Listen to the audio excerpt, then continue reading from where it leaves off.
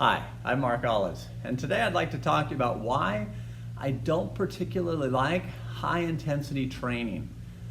The number one reason I don't like it is it's high intensity, it's painful. The number one behavior modification tool to utilize is the avoidance of pain. That's what our brain is wired up for. It wants to avoid pain. So now we're going to institute a high intensity exercise. Most people, they don't like to exercise anyways. And now you're going to make it even more miserable. The odds of you sticking to this program are extremely low because it's just too painful. So I tell people that's the number one reason I don't like it.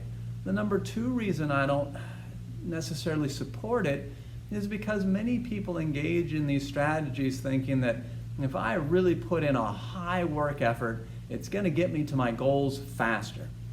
Now again, depending on your goals, it might be helping you to increase strength faster. It is going to burn a few more calories, but you always have to count the overall costs and look at positives and negatives to really decide, is this really worth it? And most times I think if once you do the math, you'll find, you know what, this is not worth it. I always use my own personal numbers because I'm most familiar with those.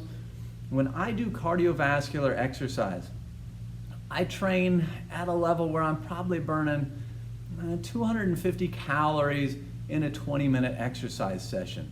I'm training at a level that's moderately difficult, which is about where we all need to be. As I've told people in other videos, to get a cardiovascular benefit, you need to be training at about a 6 or a 7 out of 10 on an exertion scale. 10 on the exertion scale is you're exercising so hard you swear to God you're going to drop dead any second. So if you're in a 6 or a 7 range, you're right where you'd like to be. So for me, a 6 or a 7 puts me at about 250 calories for 20 minutes. Now let's say instead I decide, you know what, I want to lose some weight, I want to drop some fat, I'm going to start training extra hard.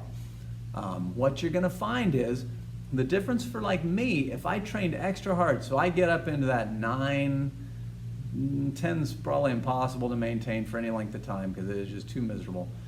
But let's say I'm giving it a 9 and I try the whole 20 minutes.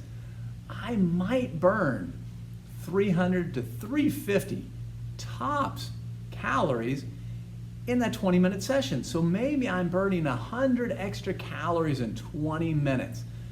Remember, it takes 4,000 calories to make a pound of fat or lose a pound of fat.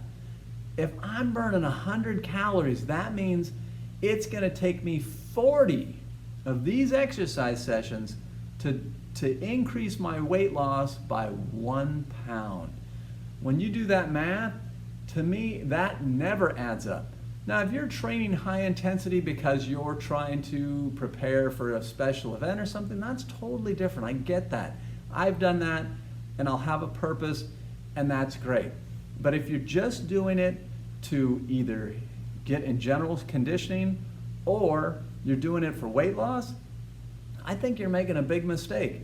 And I think by those numbers you can see, oh my God, that is a big mistake. That's not really giving me that much for the misery that it's causing. That's going to cause me to quit anyways.